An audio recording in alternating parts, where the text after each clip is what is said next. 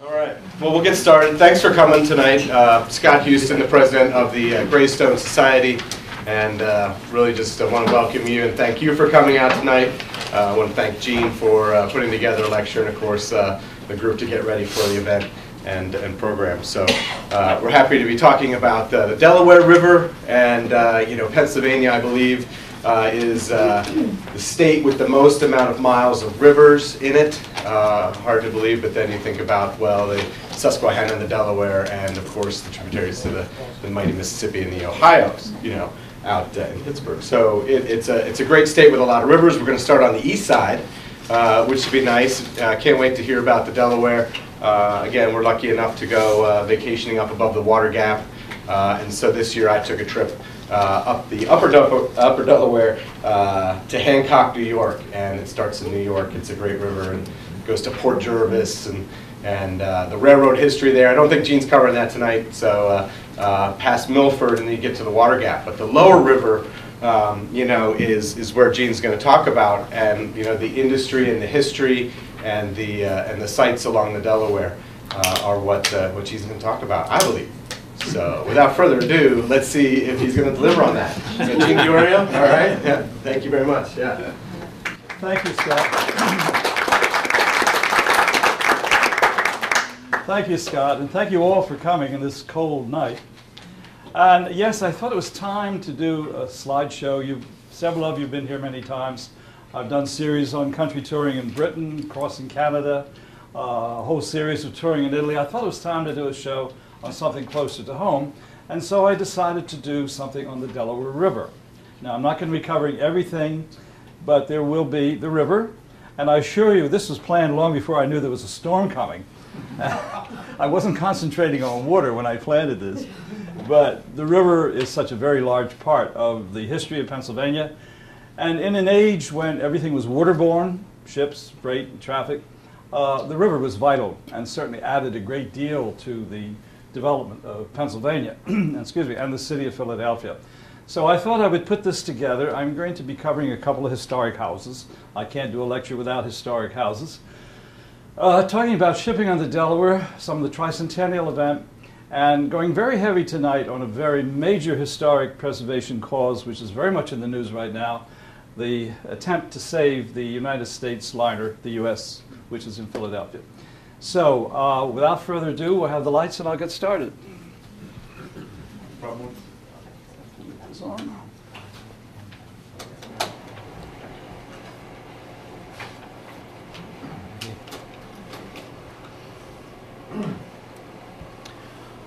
I delved into my photo file and going back to the Tricentennial, which was the celebration of the 300th anniversary of the establishment of Chester, Philadelphia, and Bucks County. And this was 1982. So as part of the ceremony, they had a reenactment of William Penn landing in Chester. Now he came up the Delaware, landed first, I believe, in Newcastle. A couple days later, came to Chester. So I was down there for this rather interesting reenactment. And there you see the great man himself coming. It was a dark day, and I'm sorry it's a little dark, but anyway, there's William Penn. You know, of course, that in 1681, he got the charter from the king in England and came over here the following year in 1682. The tradition has been that he established Chester County as the first county. So Chester County has always liked to say we were the first county in Pennsylvania. Of course, later on, the county split, and the eastern end, which he knew, is now Delaware County. It was quite a ceremony there at Chester for this, the local high school band out. And their band, another band that played, the Chester City Band. It was a memorable day. And then we had the ceremony at the riverfront. He came in a little boat, which I didn't get close enough to get a picture of. Then moved uptown. We walked through Chester to this area where the city was having its official celebration. Chester High School Band and dignitaries. I think one of the people in the back row on the podium is Matt Ryan, about the third person in.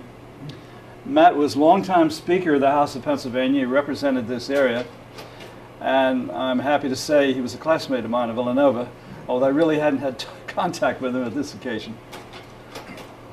So we had quite a ceremony celebrating this 300th anniversary of the arrival of Penn, who of course came up the Delaware after a long voyage.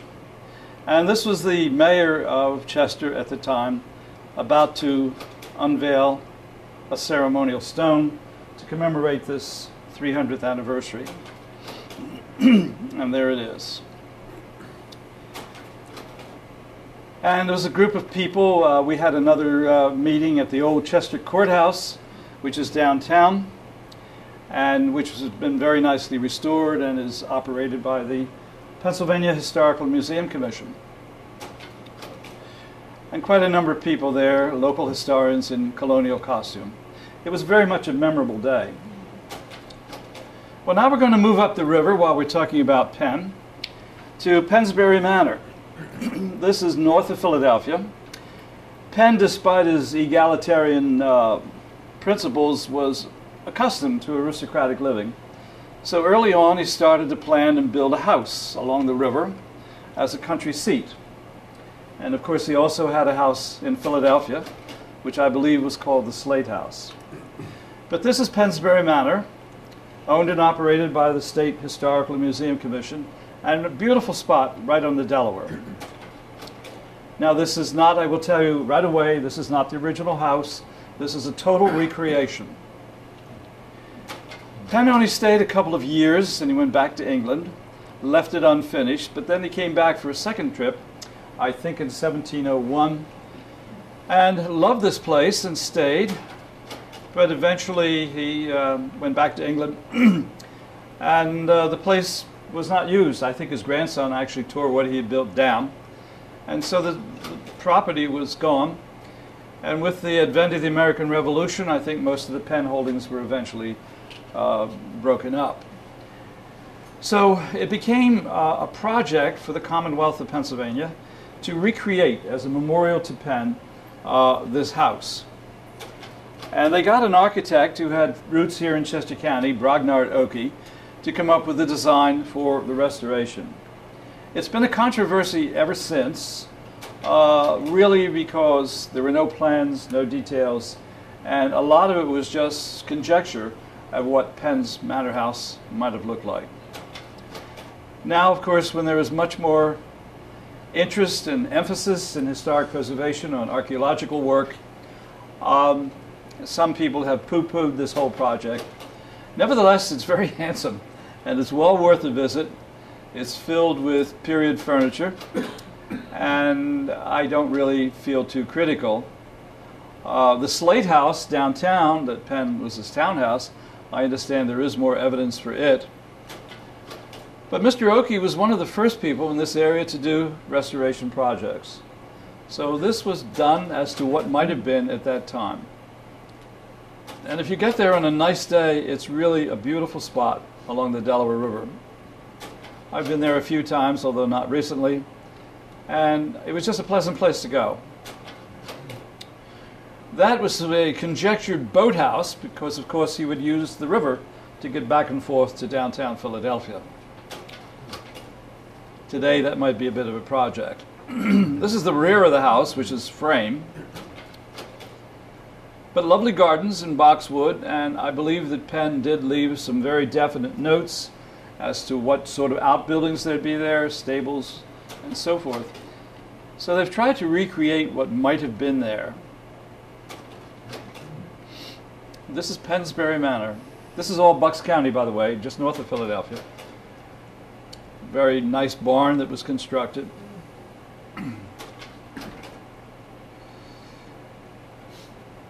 Gravel paths, very nicely planted.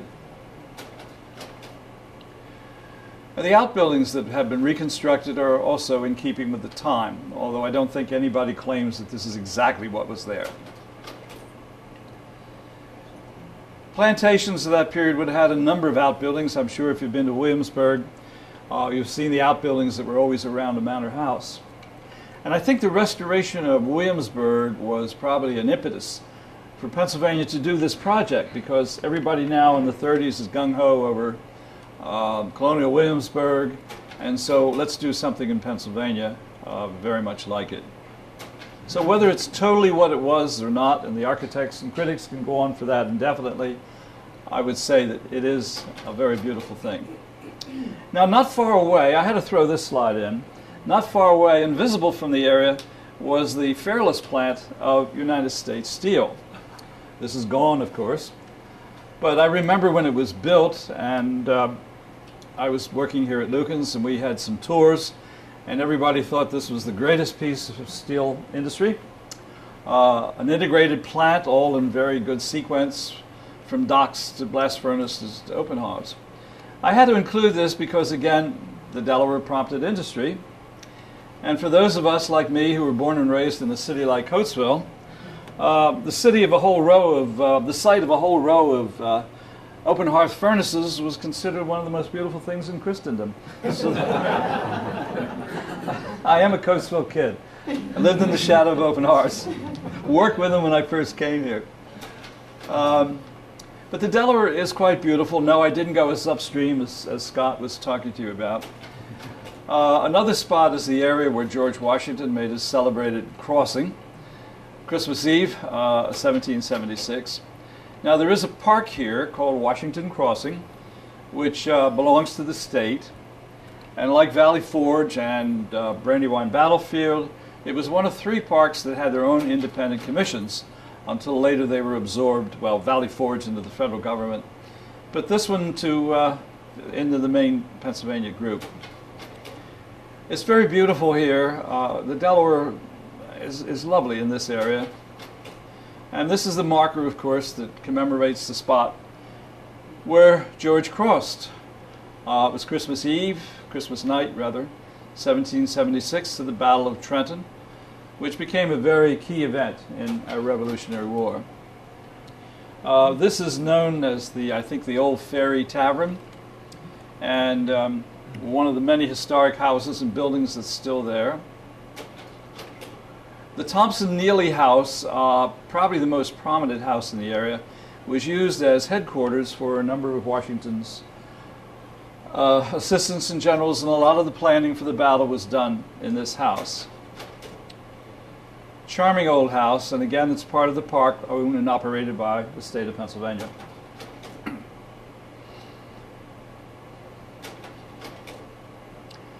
Good many old buildings there in that Washington Crossing, New Hope area.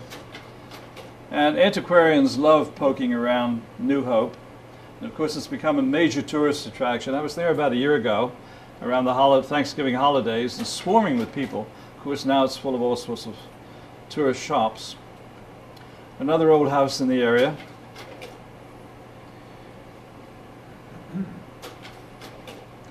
And of course the Delaware Canal, which is there, rather picturesque. I haven't heard that this was damaged or flooded in the storm this week, so I trust it's all still there.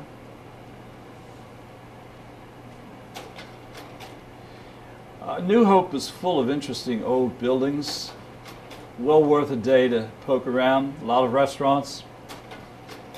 And of course what interested me, there's a railroad, the New Hope in Ivyville, a short tourist railroad. And I haven't been up there recently, but I think it's still operating. Charming old station. Sort of station that makes me regret that Coatesville didn't keep the Reading station, which was right here at First and Main. These things have become tourist attractions in so many other communities. And of course, as my good friend Al Antonio knows, I love these old-fashioned Pullmans with a back porch. There was a day when all special trains had these observation cars. This is across the river in Lambertville. I understand this was a railroad station, later converted into a restaurant. As I say, I've not been there for a while, but it became a tourist attraction. So this is the area of Washington's Crossing, and it's really quite lovely in that part of the Delaware. Well, now we're going to take a look at another historic house.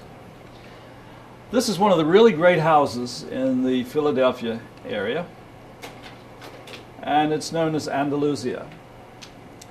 There was a very wealthy Philadelphia merchant, I believe his name was Craig, who acquired this property. And nobody's quite sure, but they think he called it Andalusia. Now, Andalusia is in Spain. It's a province of Spain. There's nothing Spanish about this house, whatever. But he apparently had international trade business, and it's thought that he had picked up this name and just used it, Andalusia. There was a small house there, I understand, and he engaged the architect Latrobe to enlarge it. But the big change came later. Craig had a daughter, Jane, who married Nicholas Biddle of the celebrated Philadelphia Biddle family. Now, Nicholas Biddle was a very cultured young man, lived in Europe for some time. He served as an assistant at the embassy in Paris and also in London, and was able to travel. And among his travels in Europe, he went to Greece. And he was just fascinated with Grecian culture and Grecian architecture. And he was quoted as having said, there are only two real truths in this world. One is God, and the other is Grecian architect. Well, compatible or contemporary with him was Thomas U. Walter. Thomas Eustace Walter, the architect who became famous for this development of the Greek Revival style. So he and Biddle really were on the same sync with each other, and Biddle engaged him to enlarge and remodel the family house on the Delaware. So there it is, classic Greek Doric architecture. Mr. Walter is revered here in Chester County because as a young man working, I believe, with Strickland, another prominent architect, he did some work in Westchester. Our Chester County courthouse and the one bank in his early years were all Mr. Walter's. He was the architect for the Founders Hall and I think some of the other buildings at Girard College in Philadelphia. And Nicholas Biddle was head of the Board of Trustees of Girard College. So naturally, being fascinated with Greek and the other architect, or the architect being the Greek scholar, he had him do this. Extended the house, pure Greek architecture. Mr. Walter, of course, later became very famous. He really created this Greek architectural style. Just as here in Coatesville, we have looked at Greystone Mansion that was done by Cope and Stewartson, who became famous for the collegiate Gothic architectural style, Thomas Walter was famous for the Greek Revival. Copied all over America, certainly in the South. You can't go anywhere in the South without seeing Grecian pillars. He actually rode out to the middle of the Delaware to get the right proportions, the right distance for this. Really an architectural triumph. And later, the house continued in the hands of the Biddle family. Nicholas Biddle later was president of the Second Bank of the United States, got into heavy arguments with Andrew Jackson, who didn't like banks, and who was responsible for making a mess out of American banking system one moment while we changed the reel. I never understood why. Yeah, just for a minute, please, Scott. I never understood why the United States Treasury Department, okay, thanks, put Andrew Jackson's picture on the $20 bill. Because he absolutely hated banks, and when the charter of the Second Bank of the United States expired, he fought that it would not be renewed, resulting in which, for many years, we had nothing approaching a second banking system. And as I'm sure Rebecca Lukens could tell you, in her time, banking was a real problem.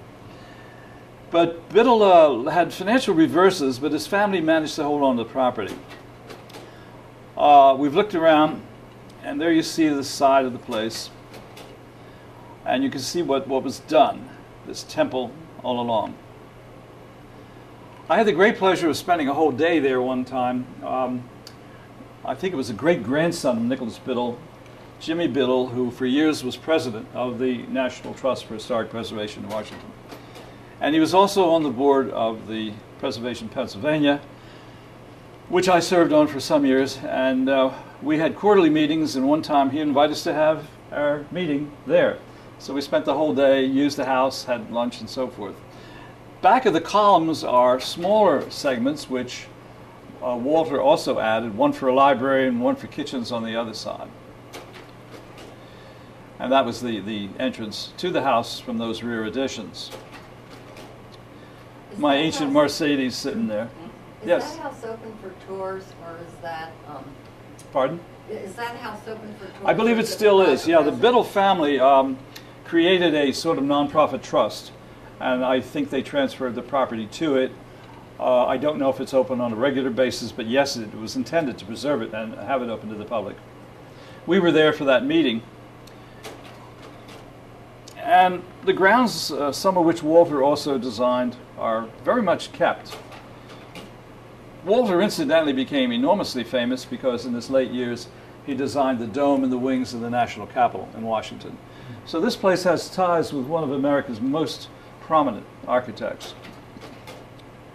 That was a little property. I understood they used that as a sort of maybe a bachelor's quarter or maybe a place to get away from the ladies and go gamble and smoke cigars, but a charming little Grecian building not far from the main house.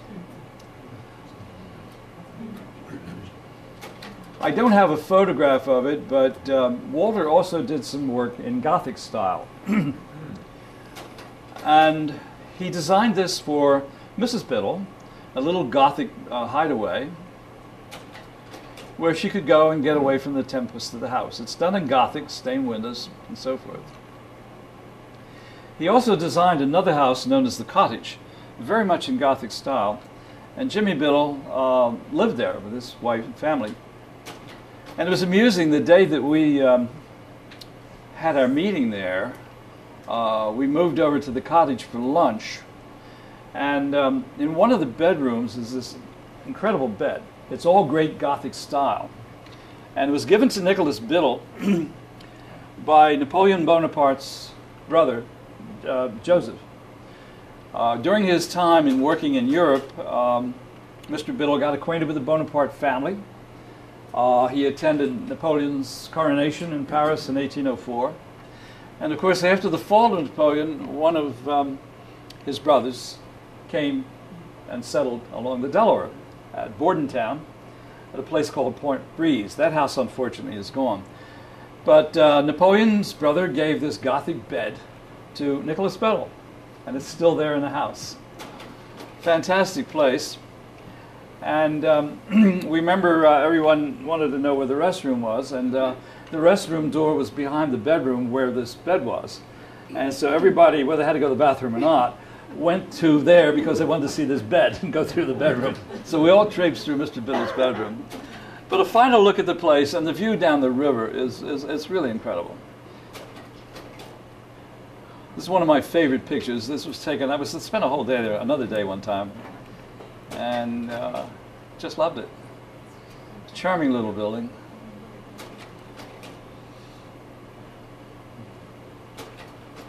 And one of my favorite pictures from the whole day up there. This was not the day of our meeting, but it was another day.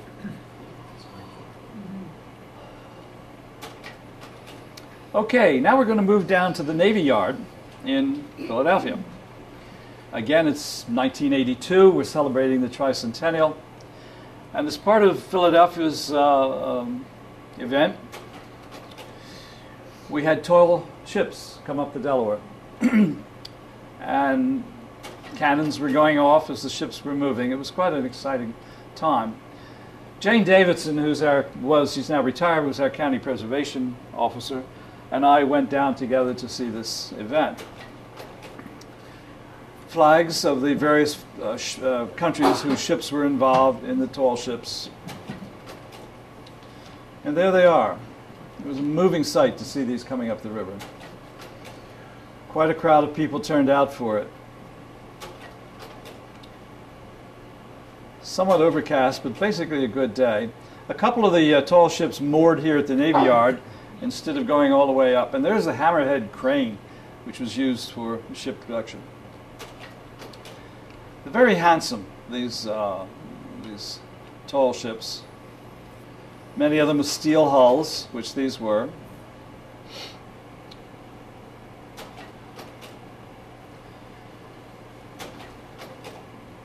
Well, there was a small boat that belonged to the Navy Yard, which was taking people from the Navy Yard up to Penn's Landing. So Jane and I just decided, let's go. So we got on and we had this lovely trip up the river to Penn's Landing, which gave me the opportunity to see more views of the river. We were not on that, but it was a smaller boat. It was a memorable day, and we were very happy to have this special run.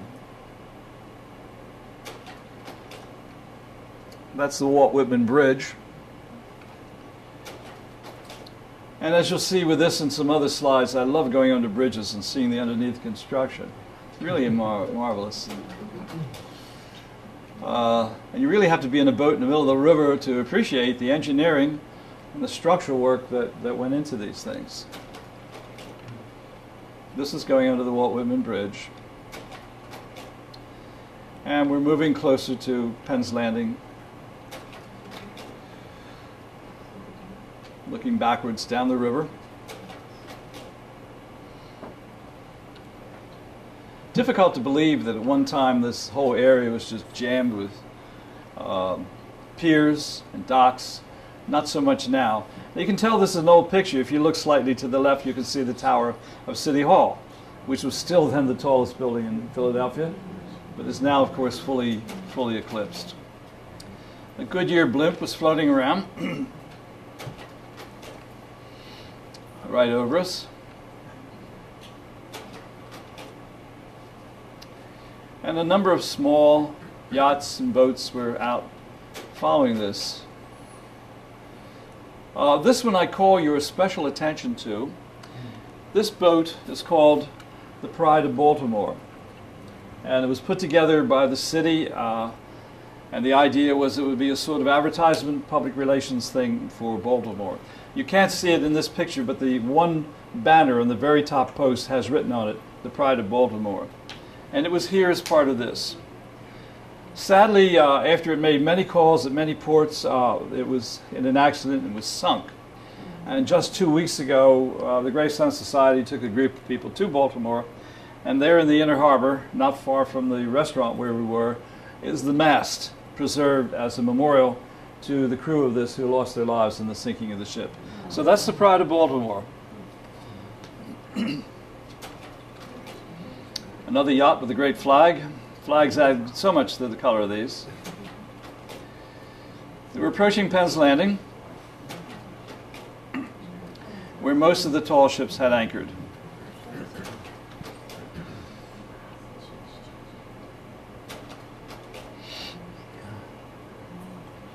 Coast Guard had a very large ship there.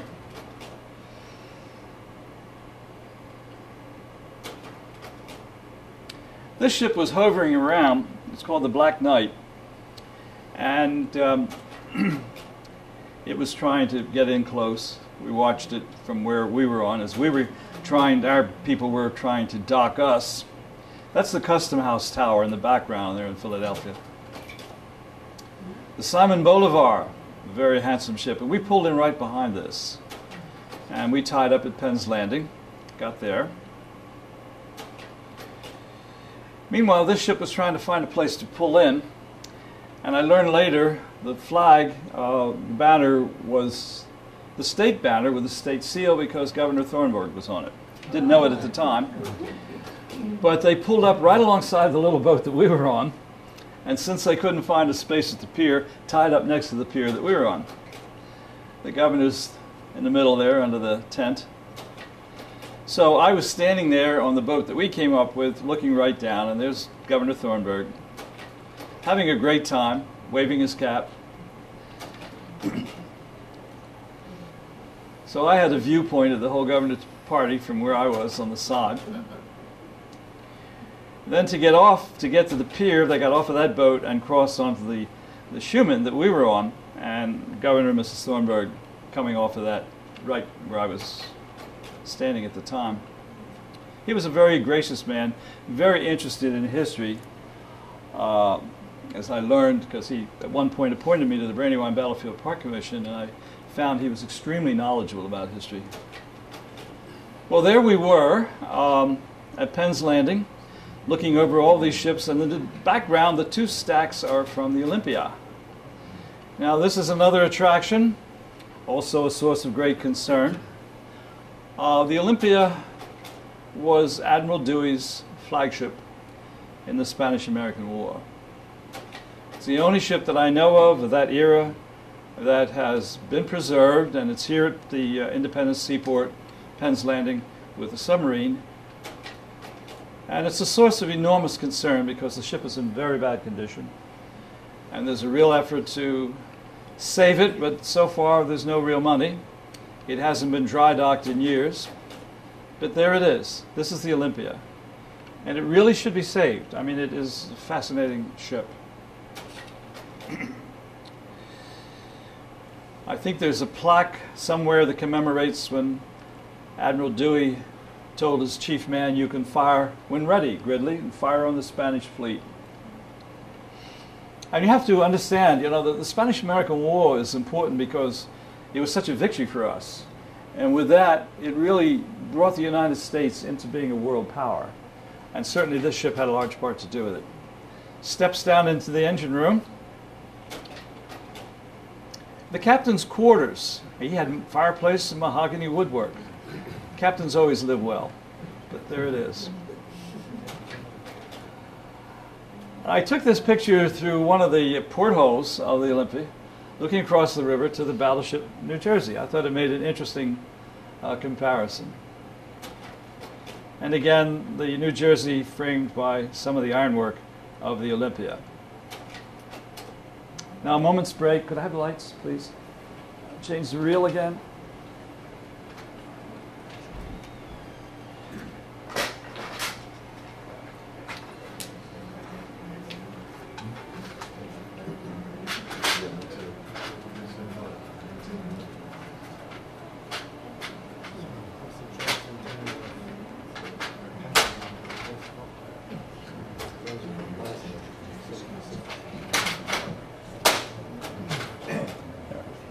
I'm going to take a quick glass of water, and I'll be right with you. Oh, is he here? Bring him in. The United States, give that on the rail. It's on these pictures. In a few minutes. Is he here? I'm pretty sure we get told. Yeah, just take a minute. Is he coming in?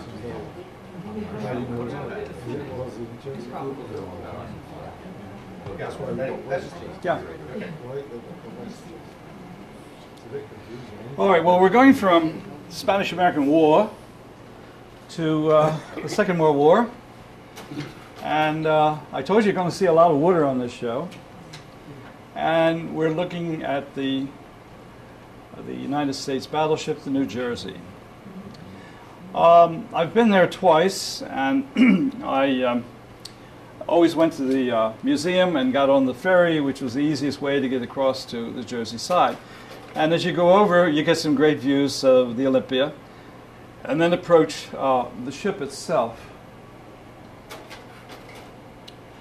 Now, this ship was built in the Philadelphia Navy Yard. It was one of 4 ships that were called the Iowa-class battleships. The Iowa, the New Jersey, the Wisconsin, and the Missouri. The Missouri, I think, became the most famous because it was on board the Missouri that the peace treaty was signed at the end of the war. And as you get off the ferry, you have quite a walk. The ferry ends quite near the aquarium. But then you have quite a walk, and as you come up to this, you get this tremendous view of the ship.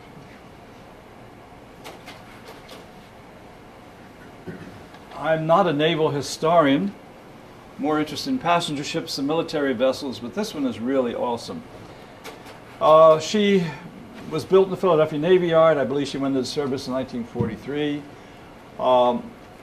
And she covered herself with glory. She was in many, many battles, the Second World War, was reactivated, decommissioned, reactivated several times, was in the Pacific and later in the East, and holds the distinction, I'm told, of being the most decorated battleship in the history of the American Navy. So when she was finally decommissioned, a great effort was made to bring it to New Jersey and to bring it here. Great concern about some group wanted to take it to New York, but the group in Philadelphia won. And I should say Camden because it's on the Camden side of the river. I don't think you can walk around this very often without being awed with the size and the power. I have a lot of statistics on its various armor plating and so forth. We think we probably made steel for it here at Lukens. I'm not sure that we have absolute documentation, but as many of you know, Lukens is famous for producing military plate. But to walk out to the front of this and see this great bow, or to stand back under the guns, it's just awesome.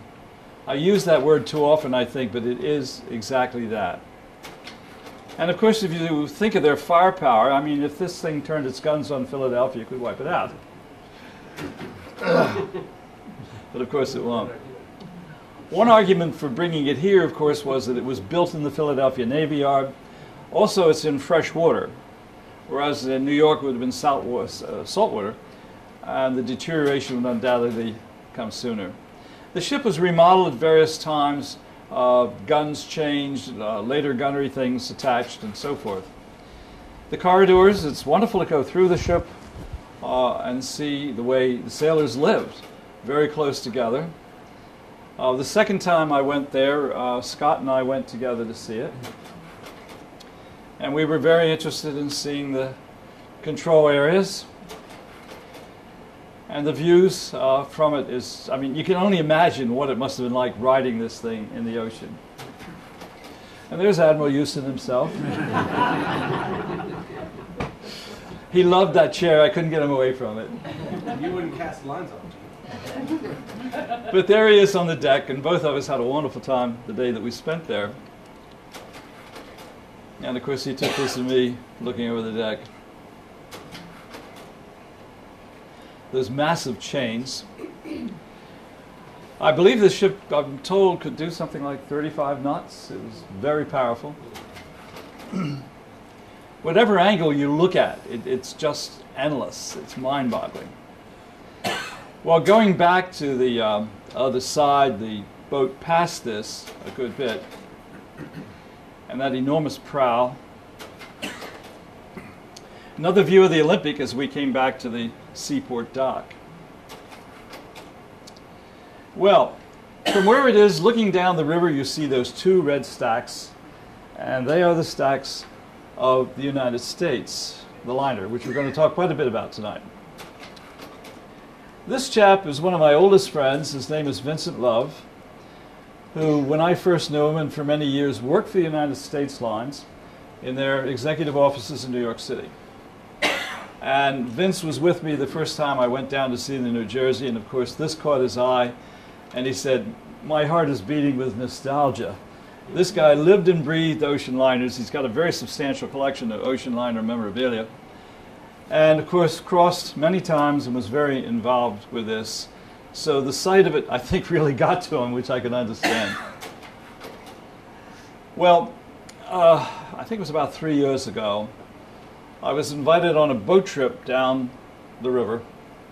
The Union League Club in Philadelphia has a yacht sub-club, and I was invited to go on a river trip with them. And we had a whole day. We had the boat trip, and then the evening we came back to the League for a dinner and a lecture. We got on this little boat just north of the bridge. And again, as I said a few moments ago, I love to look at bridges and sail under them and see the construction work. The bridge in Philadelphia, I think, is really very handsome. Built, I believe, in the 1920s. And the Quaker gray paint, as it's sometimes called, I think it's just right for it. That's looking towards Camden. And I think the one tower is what used to be the Victor Record Company's tower. At one time there was a lot of industry.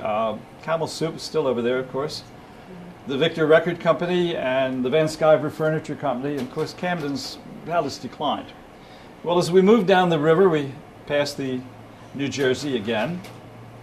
No matter how many times I see it, I'm just awed, impressed with the thing.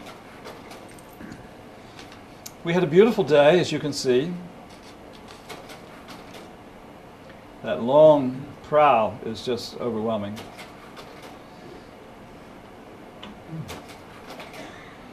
This was our group as we moved on down the river. Oh, there's Philadelphia in the background. And we were approaching the Walt Whitman Bridge at this point.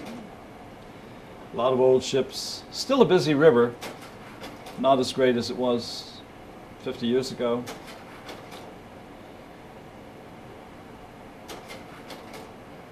Now it's a nice day when the Delaware looks blue, believe me. So, and it did that day. And again, we're going under the Walt Whitman Bridge, giving me the chance of looking at some more structural work.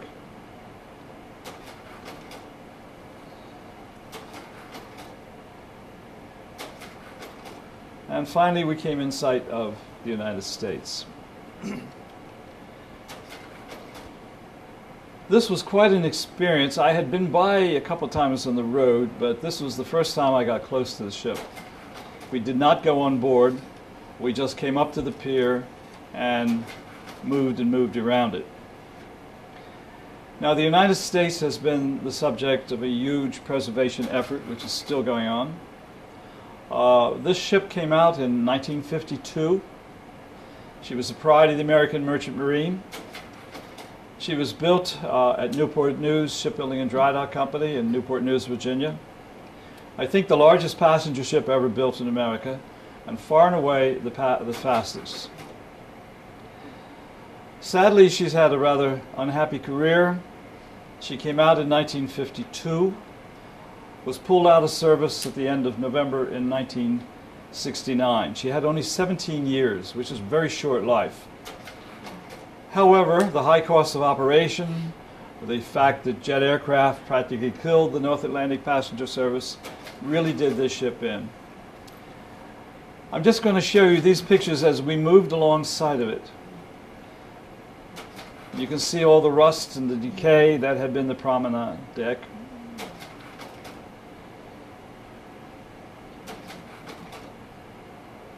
The stacks were a symbol of it. They were large. Some people thought they were over large.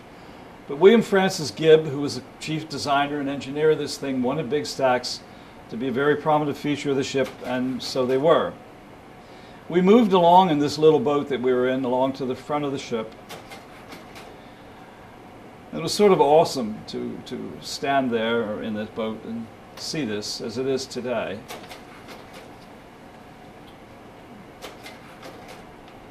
That's right along the waterline. That used to be bright red, of course. I think everybody was silent. We were just awed at the size and impressiveness of this boat. Ship, sorry.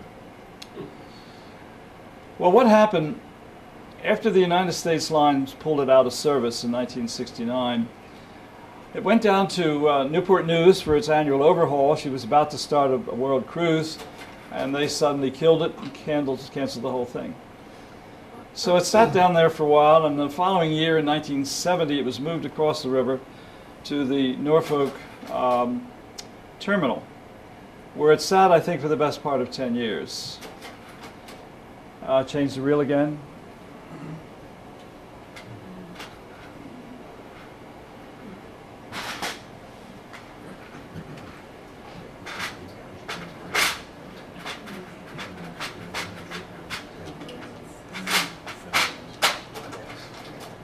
There we are.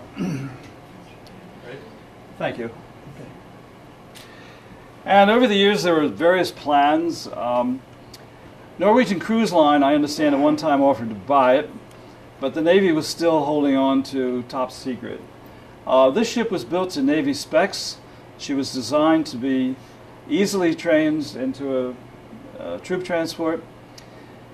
And the history of that, of course, is that we had the experience in the Second World War of having to depend on large foreign ships, such as the Queen Mary, the Queen Elizabeth, to take troops to Europe. So this was very much a military thing, and she cost something like $73 million to build, which was probably twice what a liner this size would have cost in those days without all the military things that were put to it. But the Navy still held on to top security. For years, they would never allow any photographs to be taken of the hull the bottom of the hull when she was in dry dock. But finally that was released. This is our happy group going back uptown to the League. William Miller, who's written a whole lot of books on passenger ships, one of the greatest experts, authorities today, was on board this. I remember I had a good chat, and then he was the speaker at the dinner that night.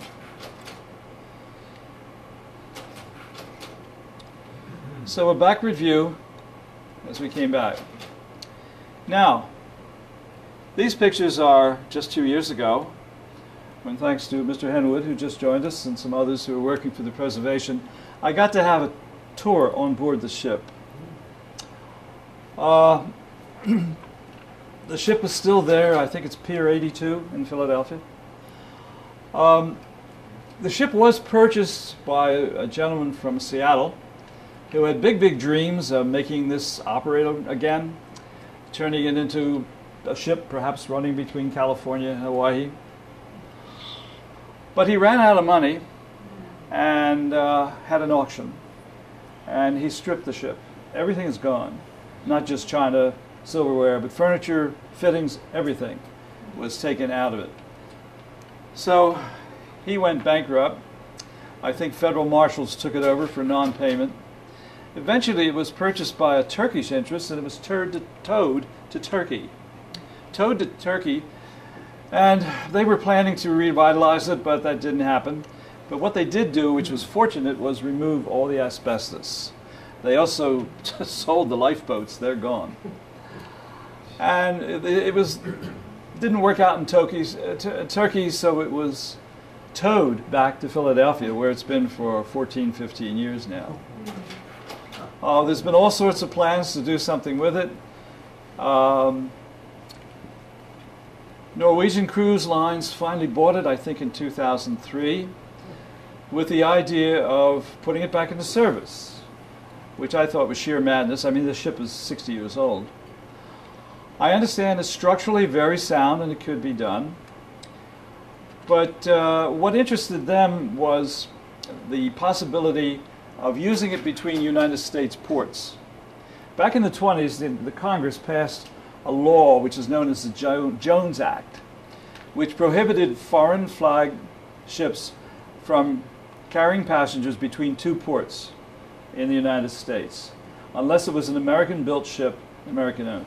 So they were going to form a subsidiary, operate this thing maybe between New York and Miami or wherever. But the costs were entirely too high. In the meantime, there has been this huge effort to save it, and a conservancy was formed, and with the help of Mr. Lenfest, Philadelphia philanthropist, the conservancy got money to buy the ship. So they own the thing.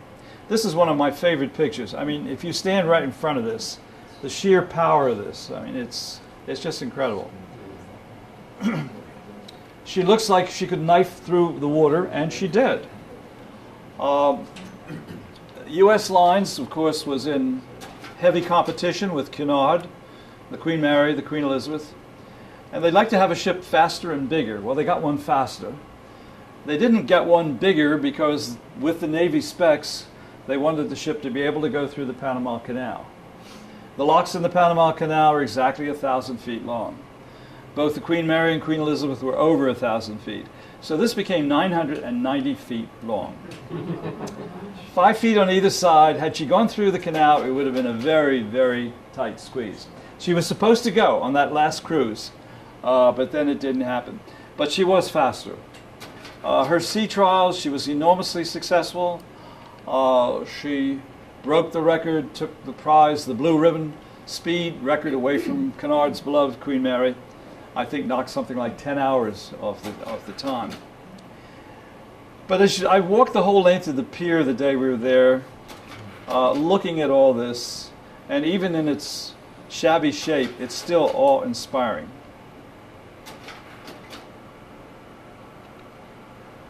She took the blue ribbon on both her east. Just to show you how big it is, I stood there. This is all very nostalgic for me, touring the ship, because I made a crossing on this one time. Way back in 1966, I came home from England back to New York on board it. And later this evening, you can look on the table. I brought some souvenir menus and a deck plan, and you can take a look at it. So there it is, the United States. You see, even the railings are falling in. Now to get on board, there's a small little gangplank, and these two gentlemen were the caretakers of the ship, who were very great fun. A real contrast from when I remember boarding it in Southampton with white-jacketed waiters waiting to escort you on board. A real contrast, but these guys were great. Well, I brought a copy of the deck plan, which they had not seen, and they were just amazed. So we got on board ship, and it was really very sad for someone who had been on the board. This is the promenade deck, enclosed. The whole impression was darkness. As they say, the ship was stripped, everything is gone, all the fittings. And yes, it was dark, and even with a flash, it was still very, very dark. The two gentlemen showed me all around, went through what had been the major rooms of the ship. This, I think, was the stage from the ballroom where the orchestra would play. And again, you know, this ship had a share of celebrities. Americans were very proud of it. For the first time, we had a superliner, fastest liner in the world, real competition with the Europeans. And many famous people were passengers, and of course the company liked to advertise this. One of their most famous passengers was the Duke and Duchess of Windsor, who made several crossings on it, traveled with their servants and their dogs and their 100 and some pieces of luggage. But U.S. Lines was thrilled to have that publicity of the Duke and Duchess. And they did do it. My friend Vincent Love, whom I introduced you to early, told me that one time he was coming home from England on it. And he made a lot of trips representing the company. And he was getting on to Southampton. And when you came down on the train from London to Southampton, the tracks went right by the pier. And if you stood by the windows, you could see the ship. So he was looking, and this gentleman was standing next to him and turned to him. He said, "Oh, it's quite a sight, isn't it?" And turned out it was the Duke of Windsor, so they had a good chat. Some of the wires that are still there, control rooms. And I got a peep into some portions of the engine rooms, which I understand are still there. Of course, they're antiques now. I mean, she was... as I say, he came out in '52, so if she were to be put back in service, this would all have to be redone. But she had double engines, double hull. Her top speed was a secret for many, many years, but she could do, I understand, over 40 knots, and she could do 20 knots in reverse. My buddy with the New York company told me that one time he was going through some files, and he came through a whole packet of photographs taken when the ship went on a sea trial. He said he just looked at them in amazement. The bow wave, he said, "My God, this ship looks like a destroyer." And his boss said, "Okay, you've seen him, put him away. Forget that you've seen him because it's a top Navy secret." She was an engineering marvel.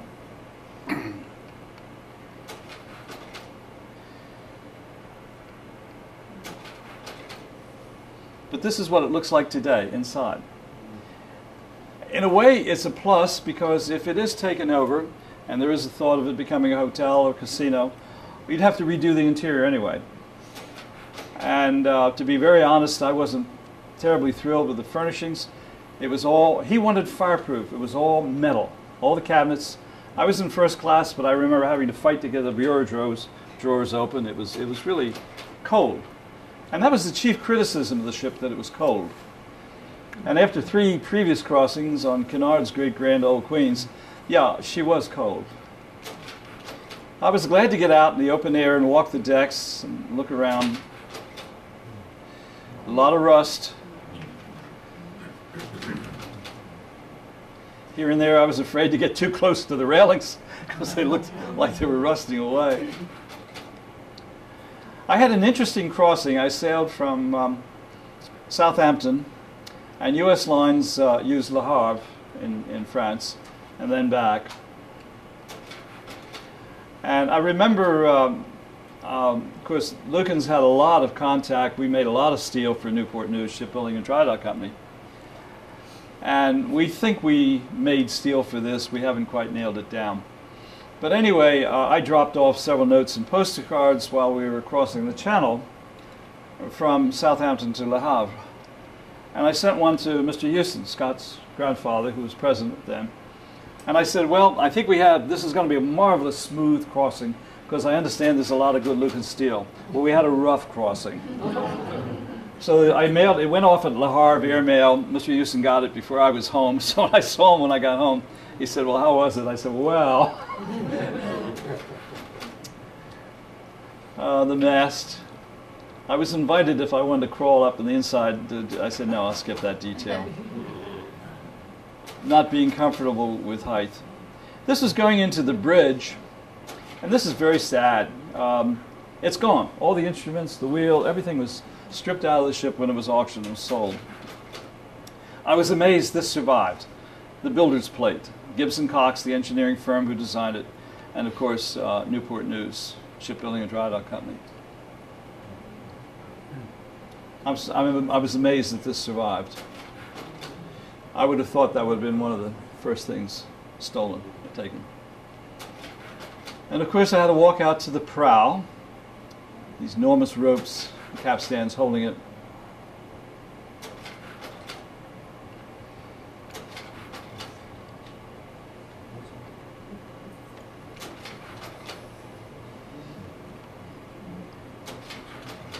Had to get my picture taken there. Hard hat and all. Looking as scruffy as the ship, but the way you dress now to take a tour of this. Remember the occasions, it was all black tie and very formal crossing.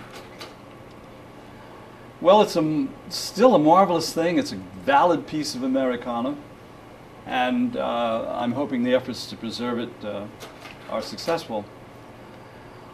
I've had a lot of people ask me, well, how did this compare with the Queen's? Well, it wasn't as grand. It wasn't as warm because of the coldness of the decor. And with few exceptions, I didn't find the crew as helpful as they were in Cunard. I remember going to the captain's reception, meeting the chief engineer, who was a cigar-smoking tough guy, and he tried to tell me how fortunate I was to cross on the ship. We had some rough weather. I got seasick. I went to the doctor for an injection, which I'd learned from a previous crossing is great. He said, oh, you don't need that. And he refused to give it to me. What was superb, and the only major thing I really loved, was the dining room. The dining room decor was very handsome. Sort of black Congolian floor, oyster white walls, and red upholstery. And the fittings, I mean the table service, the china, the flatware were beautiful. There were eagles etched on the stemware and on the plates, and the food was superb. I had the good luck to be seated at the chief purser's own table. My friend in New York, I'm sure, arranged that. And he had his own waiters, and we had wonderful service and wonderful food. So that was the top thing about it. And yes, United States Lines Persian Malasol caviar was every bit as good as Cunard's beluga. So it was great. Two of the propellers, she was quadruple propellers.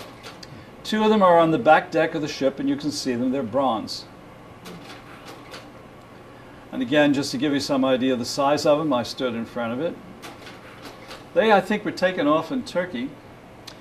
One of them I saw a few months ago has been made into a monument at the New York State Naval or Marine Academy at Throggs Neck. I'm not sure where the other one is. But these were all taken on this one day. Now we're going back to the bicentennial, or the tricentennial. And we're at Newcastle, Delaware. And the ship coming under the Delaware Bridge there is Cunard's QE2. Now, why are we here? Well, as part of the Tricentennial celebration, Cunard and Philadelphia agreed to bring the QE2 to Philadelphia. As far as I know, the first time a major Cunard liner ever came to Philadelphia. So here she is. And she came up the river, and again, Jane Davidson, who was very heavily involved with this Tricentennial, we were invited to a dinner. So while she was in Philadelphia, there was a very elegant black tie formal dinner on board the ship. Unfortunately, they could not bring it to Penn's Landing. The ship mast was too tall to get under the Walt Whitman Bridge. So that they docked at a place I think was called Packer Marine Terminal.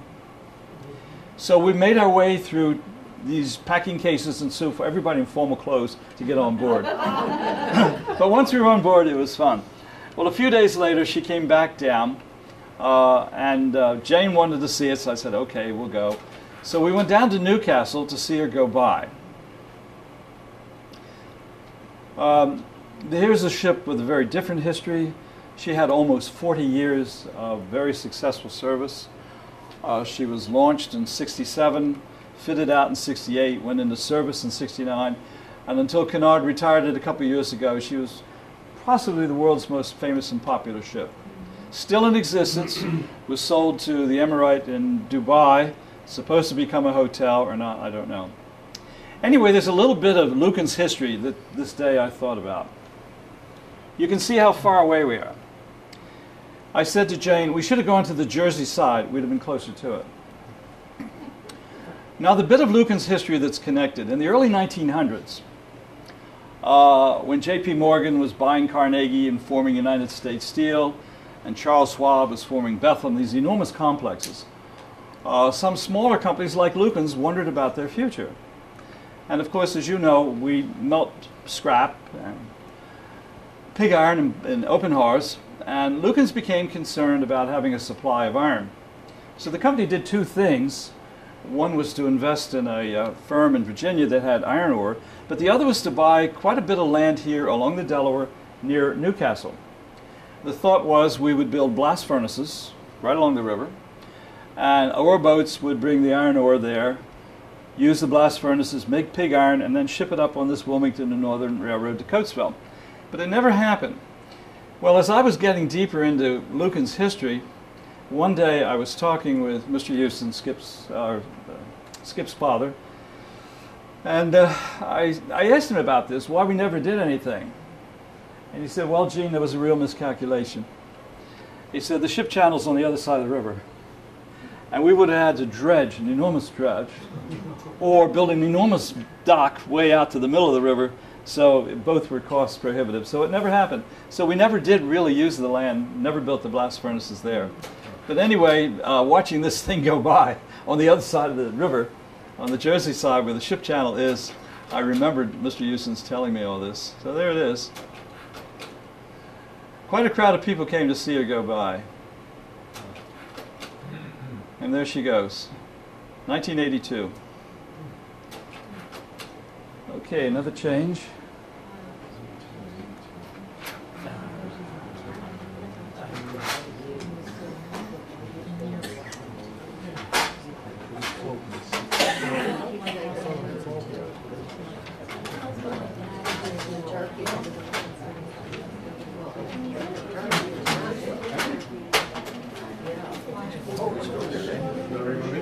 Yeah, thanks. 1 minute.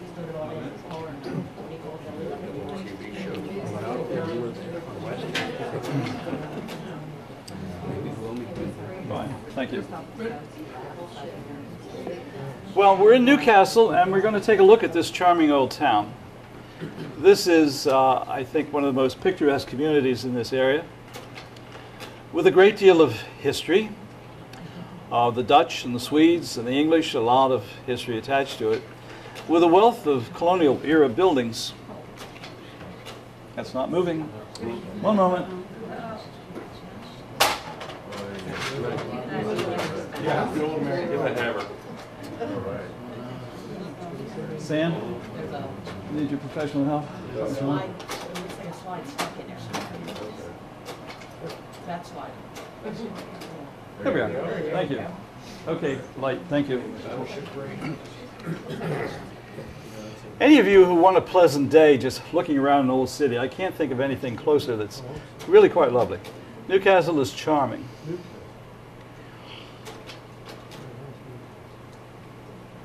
I don't know the names of all these houses or buildings. I haven't been there for a while, but just, it's one of those communities you just amble around and enjoy the architecture. You don't have to go all the way to Williamsburg. You can enjoy. And of course, being an architecture buff, I love to look at these and fascinated with bricks and lights and shadows and shutters and so forth.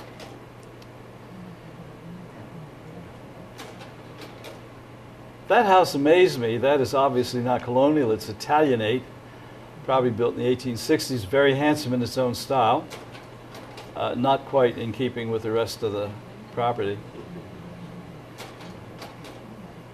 Even the smaller houses are charming.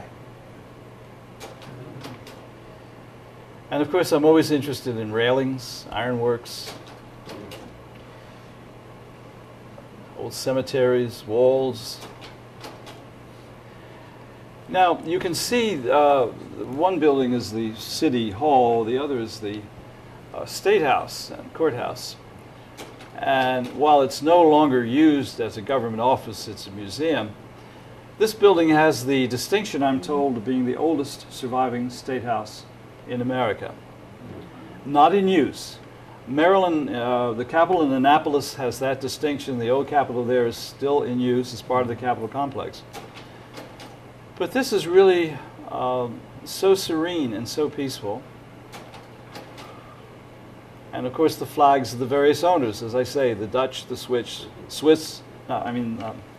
the Dutch, the Swedes, and cut that line, and the British, and finally the Americans. Some years ago, an acquaintance of mine who works for the Philadelphia Film Board was looking for a location for an old courthouse. And I suggested this, but they decided on some other place. I love this building. It's so perfect. Williamsburg, of course, is perfect, but Williamsburg is a reconstruction. So much happier to see things which are original. The old chairs in the courtroom. Now the church there, I believe, is called Emmanuel Church. It's the Episcopal Diocese of Delaware. This church was founded in the very early 1800s. And it's charming, that enormous high steeple. Almost looks like a witch's hat, doesn't it, for Halloween. Some years ago, I think it was about 20 years ago, they had a fire here. It was struck by lightning. That always puzzles me, churches being struck by lightning. It makes me wonder. But it happened, and but it was restored, and I believe John Milner, the architects here in Chester County, did a masterful job of restoring this church after the fire. These pictures were taken before then.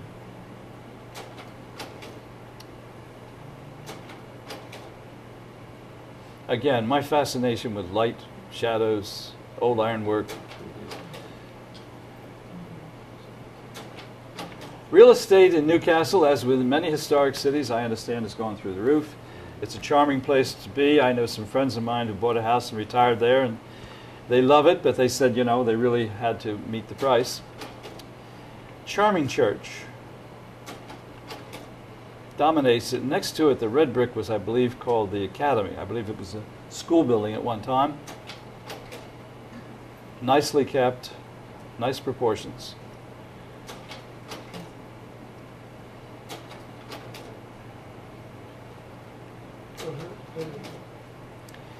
Now this is the Reed House, which I'd say is the most prominent house. It's the Reed family. Well, the gentleman who built it, his father, was a signer of the Declaration, and I think also was involved with the Constitutional Convention. And the house has been very nicely preserved. A family by the name of Laird owned it in modern times and carefully restored it. Now belongs to the Delaware Historical Society, and yes, you can go into it. It's a historic house museum. Nice brickwork, shutters, and the gardens. I understand that at one time Andrew Jackson Downing, famous 19th century landscape artist, was brought in to lay out some of the gardening here. Brick walks, gates, and the view right towards the river. And on the upper floors of the house, you get a very nice view of the river. And again, I'm always fascinated with old ironwork and fences. Shadows on brick walks, brick walls. And of course, the modern cargo ship going by. This is Newcastle. Sort of place you can walk around endlessly and find so many vistas and buildings and scenes. The backs of some of the houses facing the river. and watching ships go by. Now, Newcastle, still, this is very different. I told you earlier that Lukens had purchased property down there. And while we never built blast furnaces or any other facilities, we held on the land for a lot of years. But eventually, the company started to develop commercial property called River Edge as a subsidiary of Lukens, Inc., with the idea of developing an industrial park. And it was growing. Eventually, the company, I believe, did sell all of this and we're out of it. But for a while, it looked like an interesting thing. Well, it so happened that on this property that Lukens bought was an old house, which you see in the distance there. And somewhere in the mid to late 1980s, I think someone approached Lukens to buy this property, this house. So our treasurer at the time didn't know anything about it. He said, Gene, would you go down and look at this place and tell me what you think? So I went down with him one day, and I was fascinated with this old house. A small manor house built in the early 1800s, standing on Lukens property, looking towards the river. We got so interested, so many questions, that I eventually took a day and went to Wilmington to the Delaware Historical Society and did some digging and found that this property had quite a history. It belonged to two very prominent families, the Rogers and the Booths, one of whom had been Chief Justice of Delaware. And there was great feeling locally that this property should be saved. And Lukens, frankly, at the time, I don't think the company knew what to do with it. There was thoughts that maybe this could be the clubhouse of an elegant housing development, maybe offices, and it had all kinds of potential. As you can see from the level of the windows in the lower, the basement was almost out of ground. I went down a second time, took a lot of pictures, and never really knew what happened to it because the company sold the property and I've never been back, and I don't know if the house is still in existence. I dug into a book I have called The Early Architecture of Delaware and found pictures of this place. It would have been a wonderful restoration project. And yes, I'd love to have gotten involved with it. But here it is. So if it's been destroyed, at least I did salvage some of it while I was here.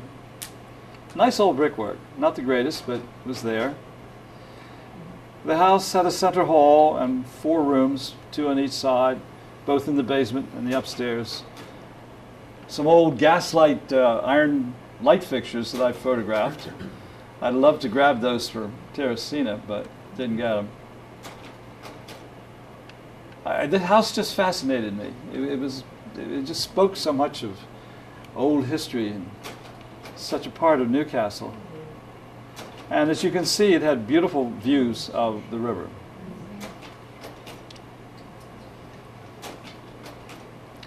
Well, now we're going to the last point of interest, down the river, to the point to Cape May and Cape May Point, which happily I understand didn't have too much damage with this storm. I was afraid if I show these pictures, people would say, well, too bad, Gene, it's gone. But they're here. And of course, in the old days, you know, Cape May was one of the greatest tourist places, resorts in America. And steamers operated down the Delaware to Cape Island, hove for Cape Island. And there's still a great deal of fishing there and boats and so forth.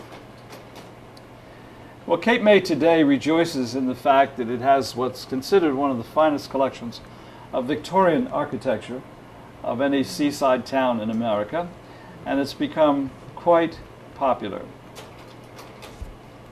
Wait a minute. One more change. Here we go. Somehow that went back, Sam. Could I have the light, please?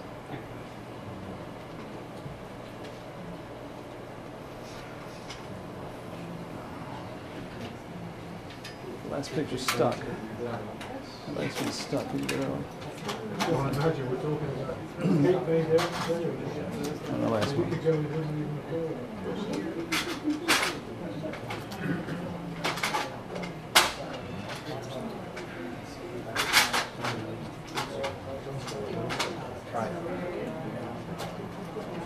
Yeah.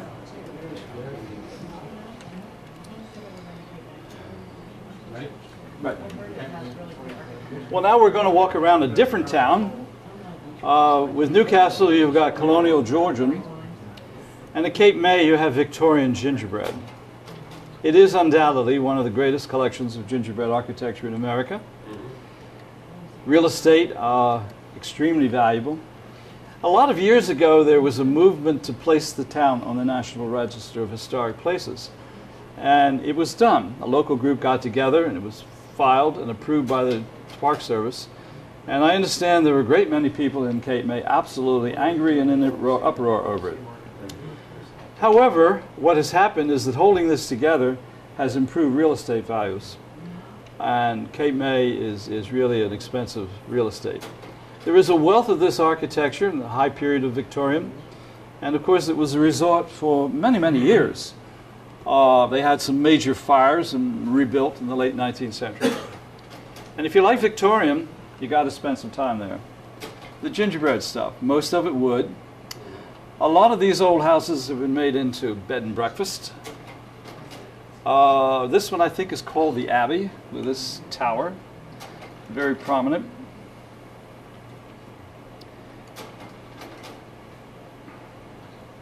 The rosettes on the door. I love these Victorian towers. And hotels, small hotels, bed and breakfast institutions, and they focus, and I think there are some modern buildings which ain't Victorian, which have had Victorian touches added to them.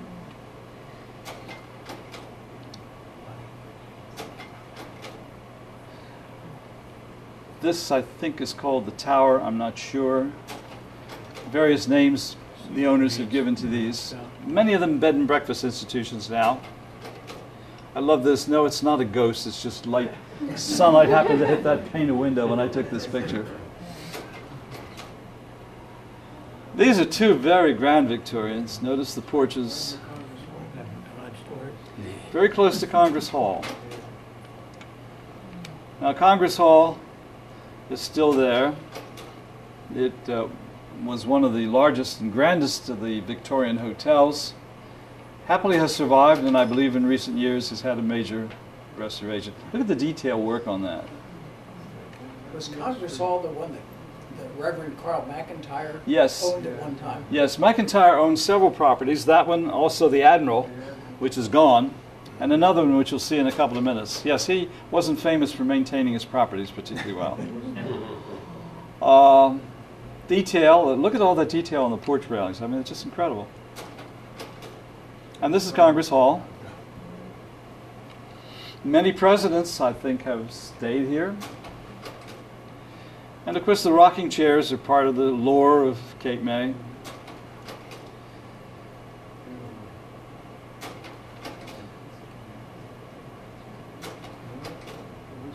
This is close by. I think it's called the Pink House. And there's a wealth of gingerbread carving on this one. Last time I was in it, it was an antique shop.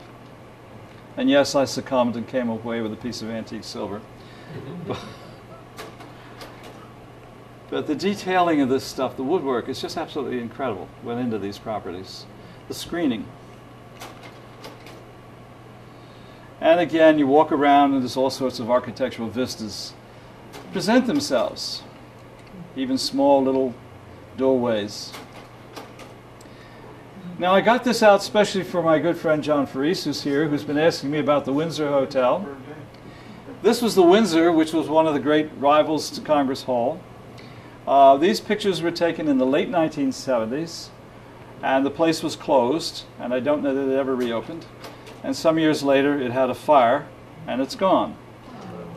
So I threw in a number of pictures because this is a classic example of the great Cape May seashore resort hotels that are largely gone now. And of course, they wouldn't meet fire codes today anyway. But this is the Windsor as it looked.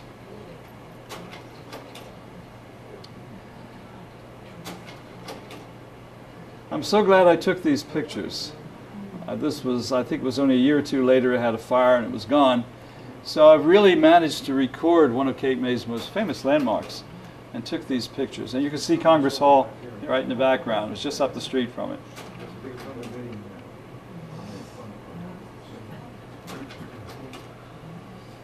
The porches were sagging, it hadn't been maintained. But it was an experience to amble along this and take these pictures. You could see maintenance wasn't there.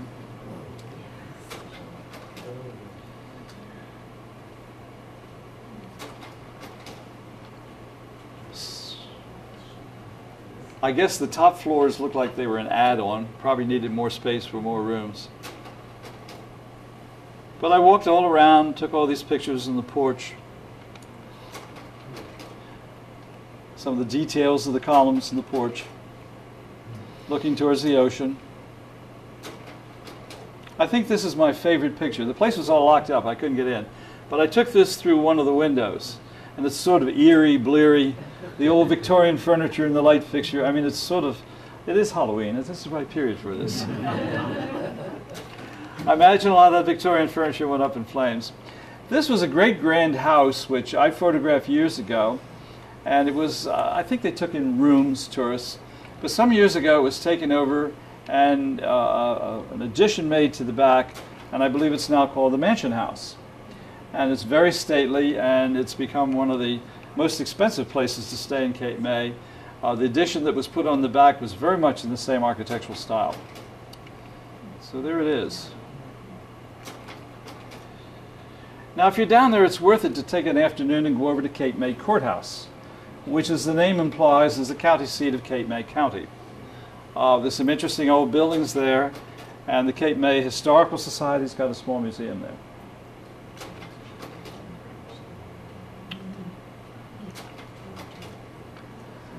But again, I think these Victorian buildings are the main attraction of the city. This is towards the south end of it. This house always fascinated me. The details of it are just, imagine. I'd hate to know what it would cost to paint it. And painting is something you have to do a lot of by the seashore. House maintenance is difficult. But you remember when these buildings were built, they're sort of like the houses in Charleston. They had a lot of porches and verandas because there was no air conditioning. So you wanted to catch the sea breezes.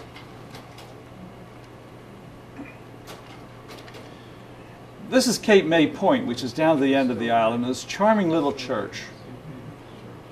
A real delight.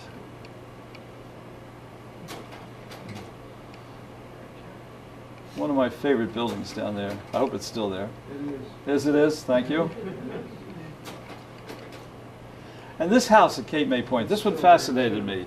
This good-sized house, all by itself, surrounded with sand dunes, just full of nice porches and verandas.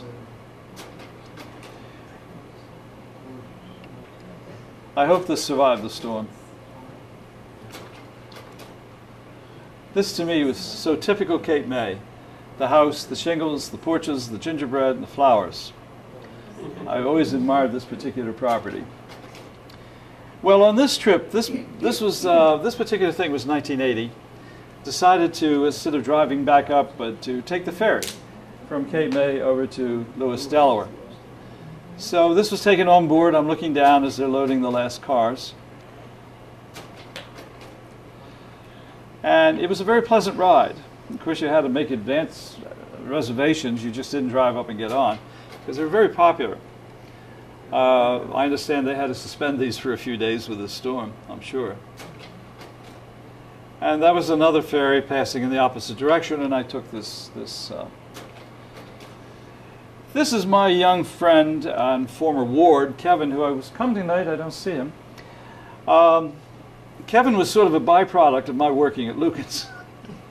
Back in the 70s, Lucan's began to support a charitable organization called the Big Brothers Big Sisters. And the family, the Houston family, were very much in control of the company at that time and always very helpful to charitable entities. So the Big Brothers was supposed to help families where there had been loss of family, parents. So I was invited, Gene, why don't you get involved? So I did, and I became a big brother, and Kevin became my little brother. And eventually he became my ward. But I had him on this trip, so there he is, enjoying the crossing. We had been at the shore. And yours truly enjoying the sun. There's the author at leash. Yes, a little thinner, no cracks. And here we're approaching the landing at Lewis. And Kevin doing a couple things he did very well, resting and drinking Coca-Cola. I used to tell Kevin that one of my investment hopes were that I would own enough stock in Coca-Cola that the dividends would cover the amount of it he drank. But he's still nearby in Coatesville. And years later, I went on the board of the Big Brothers and had quite an experience with it. Anyway, we're approaching, and he was very, very interested in the docking and so forth. And I was delighted, of course, to have him with him. He was about not quite 17, about to start senior year in high school. Well, we came up from Lewis, and we stopped for dinner at Chesapeake City. And I took this picture of him on the dock. There was a tradition that all travel pictures to then was sunset. So here's the sunset shot. And Kevin silhouetted looking into it, thinking about his future. I thought it made a very good ending for this show. So that's it. So we will say thank you.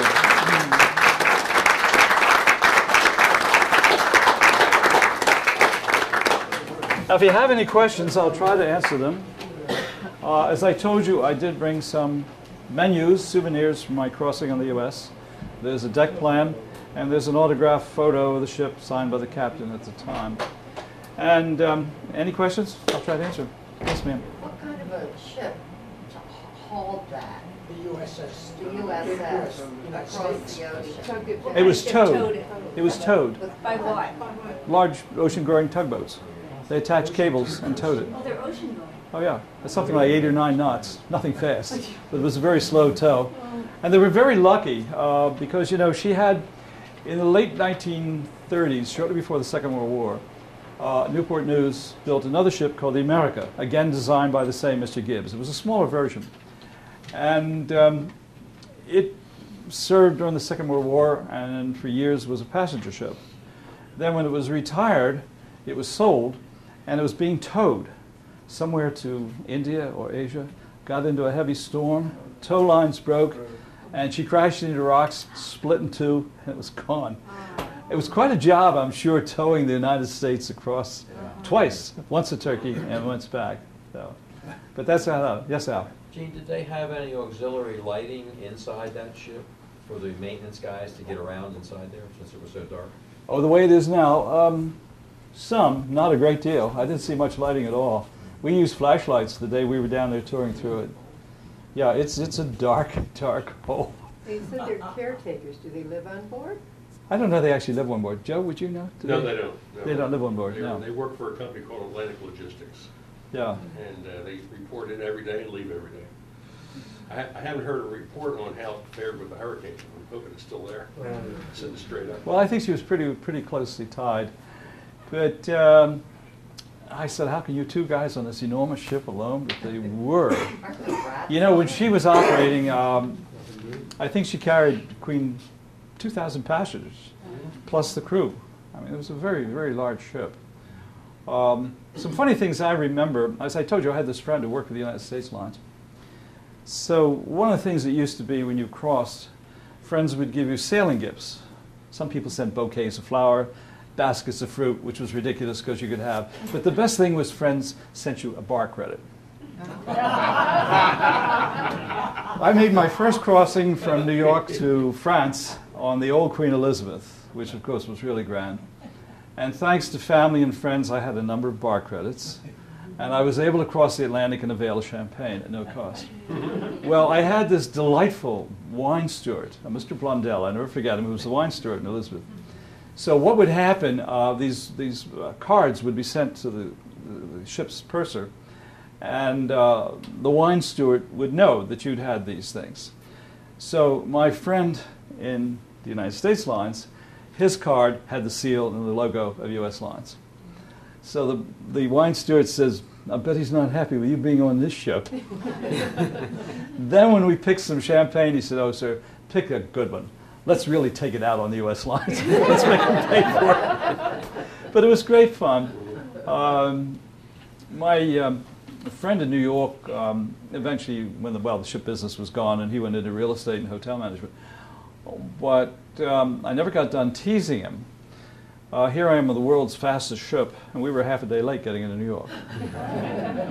Unlike when I came home from my first trip to Europe on the Queen Mary, we had a very rough crossing. 2 very heavy storms, one day, one night of very thick fog, and for good measure, a hurricane the last night before we got to New York. And I'll never forget that night being wakened up and rolled back and forth in my bed. But we docked right on time. We didn't have quite that wild in time. We had some heavy weather coming back in the U.S. We were supposed to be in New York tied up at the pier by 8, and we missed it. We were in New York Harbor about 9:30. We dawdled up the harbor. We didn't dock till 1. And so my friend is on the pier, and I said, what is this?